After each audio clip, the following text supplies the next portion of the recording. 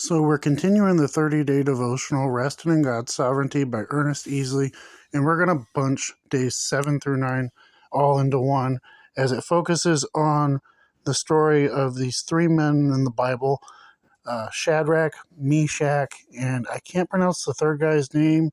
We'll just call him Abby for the sake of I can't pronounce his name. And the story goes that there is this king of Babylon, King Nebuchadnezzar, and he said anybody that doesn't worship the statues that he had in place or him, essentially, just kind of paraphrasing in a brief synopsis so you get the point of the story, anyone that doesn't worship his gods gets thrown in the furnace. And of course, these three men refused to worship his gods or him because they worshiped their God, which is our God. They worship Jesus Christ and our God. And they said, yeah, we refuse. And he essentially decided that, oh, yeah, well, I'm going to turn the furnace 7 times higher than necessary, kind of overkill there. And he had them thrown into the fire.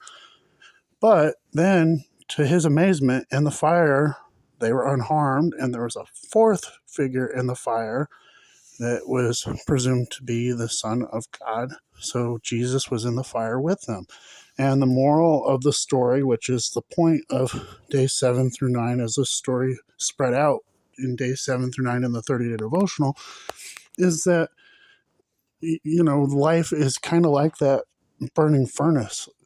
The Christian life is not an easy life. We're going to face hardships. We're meant to face these hardships. We have to endure them. So we're going to go through trials and tribulations on the earth, and that's how we earn our way into heaven. It's not going to be sunshines and rainbows. It's going to be a very tough challenge. But as far as what's in that furnace waiting for us, Jesus is in that furnace waiting for us, waiting to guide us and get us through anything. So you can choose to, not believe in God and not believe in Jesus. And essentially, you're still going to go through that furnace, but you're going to go through it alone. Or you can go through it and know that Jesus is there waiting for you. And that is the whole point of days 7 through 9. It's just kind of like Shadrach. Sorry, these are tough names to pronounce. Meshach and Abby, which actually this story was covered at my church recently by our pastor. I go to St. Joe Church of Christ. But, they went through the trial. They said, even if God doesn't rescue us, we won't worship your God. We won't worship you. We're going to stand by our God. And they were rewarded with that. They were unsinged, unharmed by the fire. And, we're going to go through that figurative fire as well. But Jesus is there waiting for us and waiting to get us through that.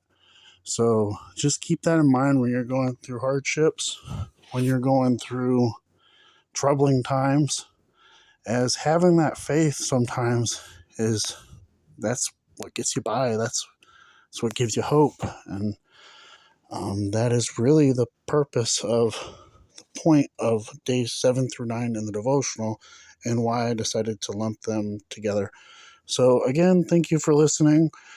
I'm going to get back at it, and we will hopefully get day 10 ready soon. I'll see kind of how the days, I haven't read day 10, obviously. I'll see if maybe it makes sense to do, I've been doing them individually until day 7 through 9, so I'll see if it makes sense to kind of do it individually or if I should lump them together again. But yeah, that's my wrap up of days 7 through 9, is just kind of a story was the theme of it. Shadrach, Meshach, and Abby. And again, I can't really pronounce the name, so kind of shortened it to make it easier. But yeah, so hopefully you all have a good day, and thank you for your time. And I look forward to making more videos of the 30-day devotional. So be blessed. Thank you.